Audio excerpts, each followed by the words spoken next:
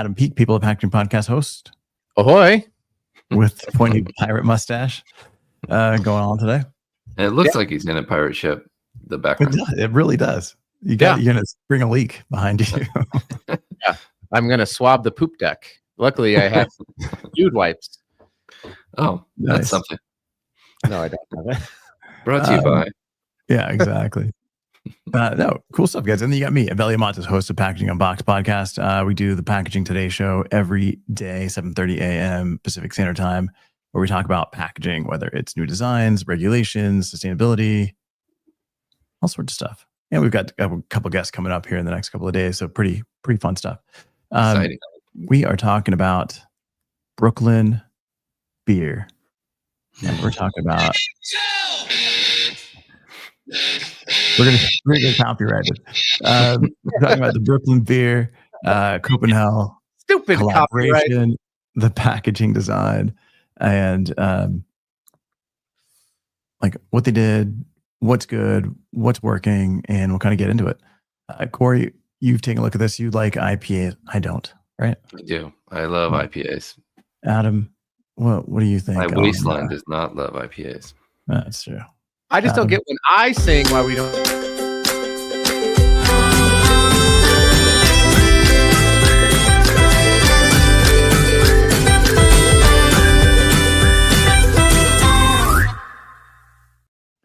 That was my favorite part of the show.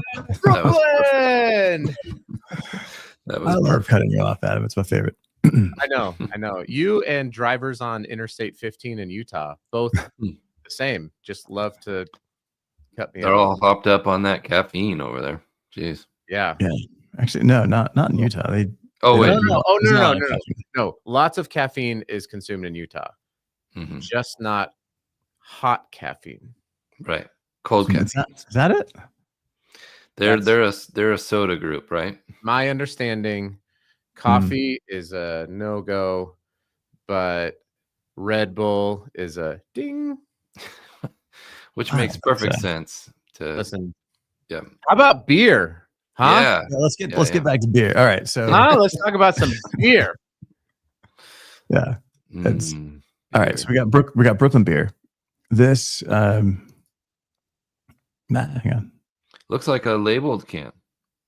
It does. Look like they put a sticker on this thing. What was that? Mm-hmm.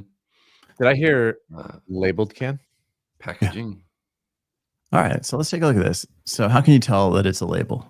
Because there's a label on it. Generally, right. the upper portion of the can is not labeled. It's printed. Okay. So if I'm a brand and I want to launch, what's up, Mode? How you doing? Hey, Mode. I want to launch a product in a can, this is going to be the easiest, fastest way to market, I would assume. No. Nope. Not anymore. Okay. Not anymore. What is the fastest way to market now?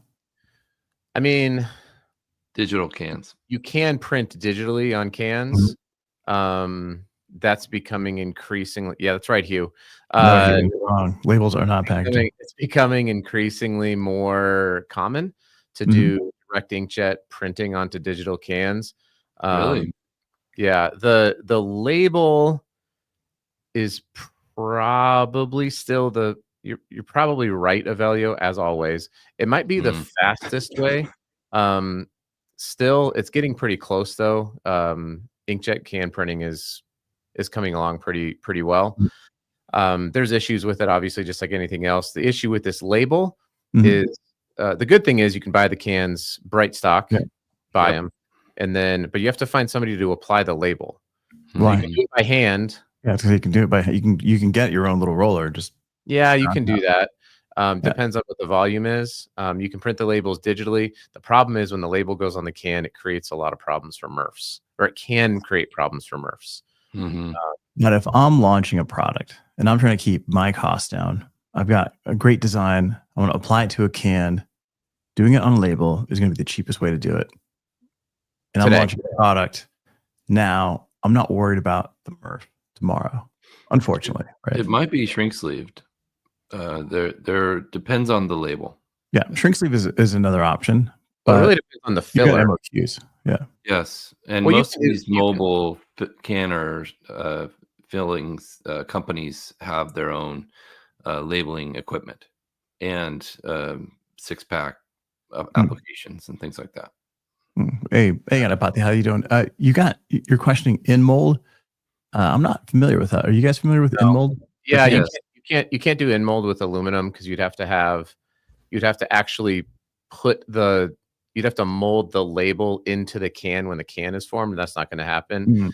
In mold typically happens with Plastic. HDPE. Yeah.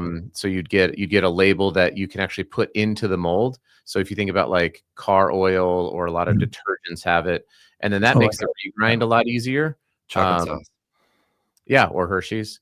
And he was right. If you put a shrink sleeve on it, it literally costs you $0 to put a tear perf in so that you can quickly remove it.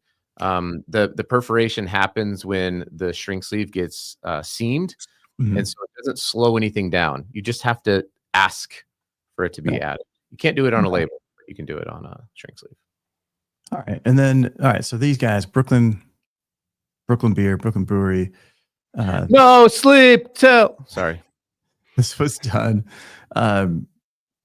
These guys did a full refresh with Robot Food with Simon Forster, and those guys you can check out. I did a full interview with him on this and a few other things that were a little controversial, which is kind of fun. This pack,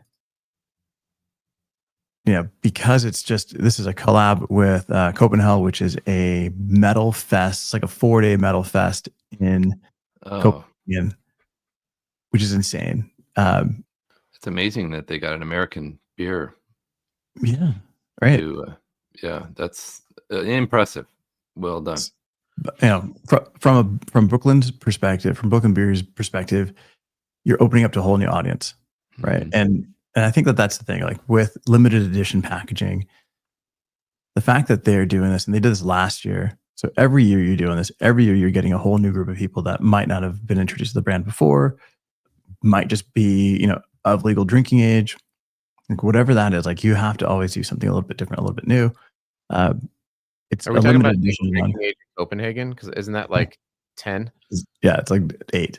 But but with any brand, like anything that you're doing, anytime you're designing packaging, you've got these opportunities to do some cool marketing and get introduced to new audiences or expand your audience.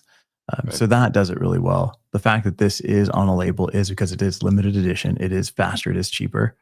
Instead of doing like the full print direct to can, all that stuff. And the designs are a little different. Like I've seen this one. It's got Time Machine IPA. It's got limited edition brew. There's another one. If I can get to that page, this one here, which then shows you, gives you a little bit of information on the beer. You can see the end of the label because it's sold at 7-Eleven. Oh. Yeah. Okay. So 7-Eleven in Copenhagen. I guess 7-Eleven's really cool over there. Okay, so this is a collaboration. It is. This is not at the actual festival. This is beer you can just go buy regularly.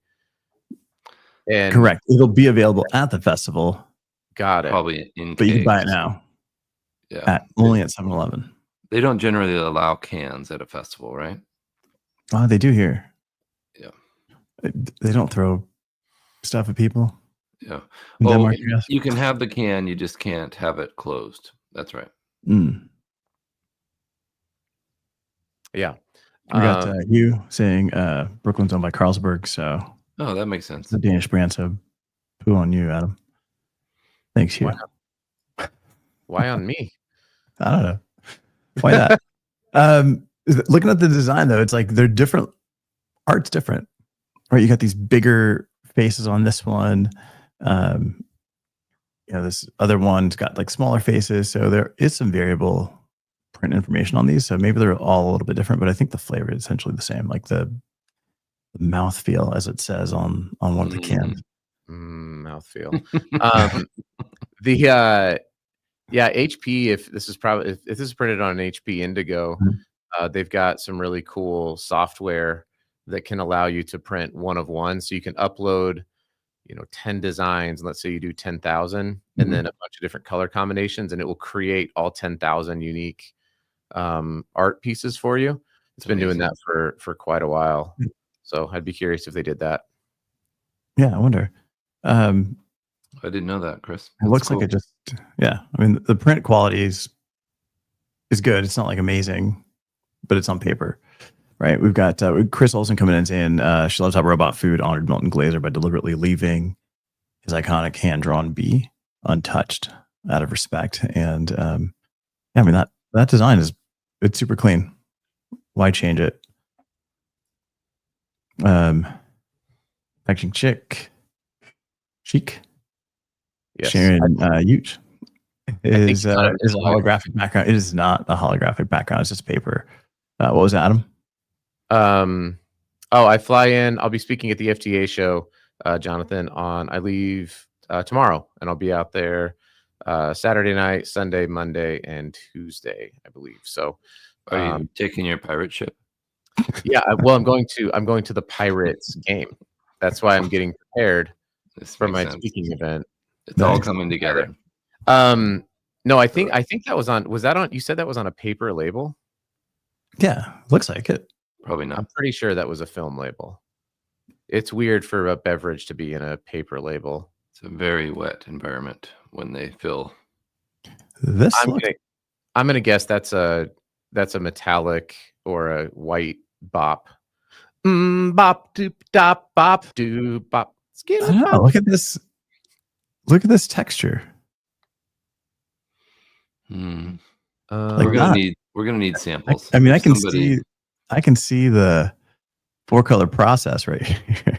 Can we buy this at 7-Eleven? Yeah, I'm gonna go check in Utah. Probably not actually here. Now that I think about it, I don't know. You don't feel this is paper? I almost feel like these are little fibers up here. Could be. I can see. I don't know. Possible. I haven't seen a lot of paper labels on cans, though. You can even see the color, the rasterization here from 4-color. I got it could also be that this was taken from looks like a cell phone camera and then superimposed into your computer, which is now going through the internet. Are you one of those designers, Evelio, who shows up to a press check and you're like, this doesn't look anything like it looked on my computer? Yeah. And we're like, oh, I wanted it more purple. Right. Yeah, I was hoping that the skeletons would be a little bit more scary. Can you guys looking at this texture that's happening here in this gradient?